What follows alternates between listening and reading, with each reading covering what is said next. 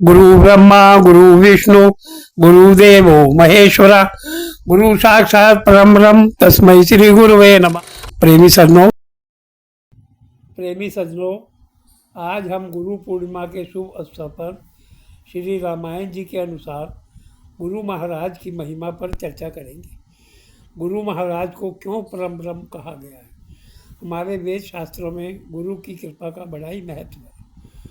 यहाँ तक कि हरि रूठे गुरु ठोर है, गुरु रूठे नहीं ठोर। अर्थात भगवान भी यदि रूठ जाए तो अपने गुरु की शरण मिल जाएगी, लेकिन यदि गुरुदेव ही रूठ जाए तो कहीं भी ठोर नहीं मिल सकती। इसलिए कहा गया है कि हमारे गुरु ही देव हैं, गुरु ही धर्म है और गुरु में निष्ठा ही तप है। गुरु से श्रेष्ठ और कुछ नहीं हो सकता।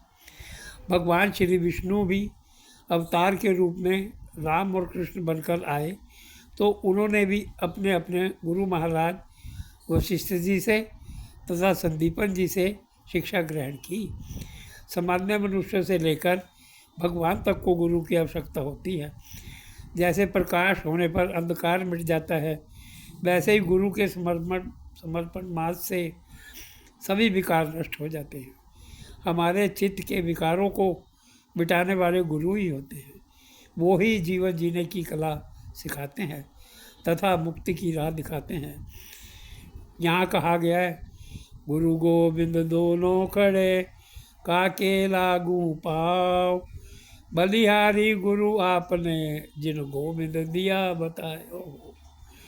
एक गुरु महाराज ही हैं जो आपको भगवान के साक्षात दर्शन करा सकते हैं। हमारे अपने गुरु के साथ संबंध आत्मिक होना चाहिए, ना कि सांसारिक, तथा पूर्ण समर्पण भाव वाला तथा विश्वास वाला। गुरु के वाक्य ही मूल मंत्र हैं तथा गुरु की कृपा ही मोक्ष का द्वार है। बिना गुरु ज्ञान भी नहीं प्राप्त किया जा सकता। आपको भी अपने जीवन में एक सद्गुरु की खोज करनी चाहिए। गुरु जागृत होंगे तो उनके शिष्य स्वयं उनके समीप आने पर जगमाने लगेंगे। जैसे एक प्रज्वलित दीपक अपने दीपों को रोशन कर देता है। गुरु के प्रति समर्पण होते ही शिष्य के भीतर गुरु कृपा, गुरु ऊर्जा, गुरु वाणी अपने आप ही आ जाती है।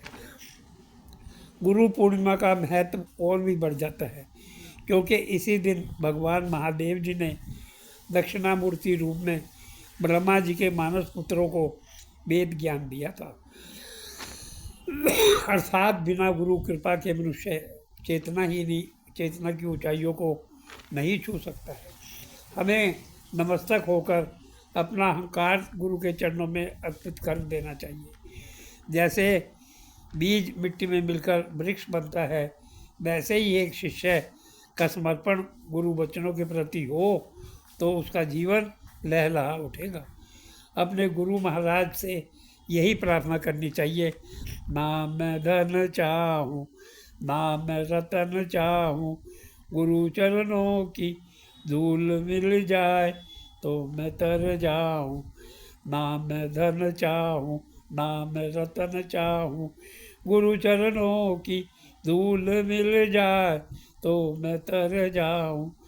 जय गुरुदेव महाराज की जय। श्री राम। शेष अगले प्रसारण।